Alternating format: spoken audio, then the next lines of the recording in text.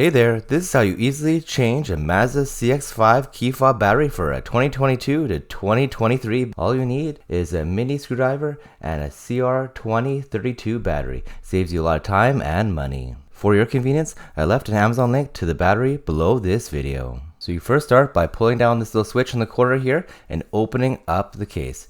There's a little manual key in here that you can use when your car battery is dead to open up your car. So you take that out. I use a little mini screwdriver here to pop the other side of the key fob open. It takes a little bit of work here, so be careful. You gotta push on it. Then their side will pop open like this. Then you take your little screwdriver and jimmy it open like this, sliding the screwdriver along the edge here, carefully prying it open so it doesn't break. And then the other side of the key fob should open like this. Takes a little bit of work.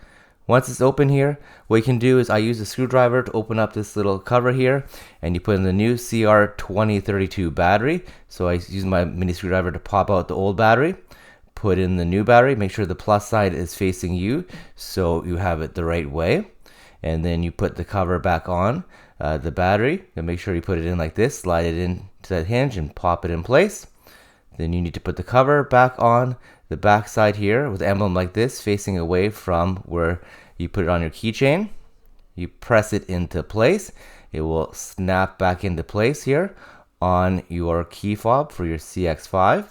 And then you flip it over here, put the backup key back in your key fob. And then you put the case back on this one as well. So it goes like this. I'll show you here in a second. You can see based on there, it shows you where so you snap the back side of the key fob back into place here. Test the key fob to make sure it's working and you're good to go. Thanks for watching this video.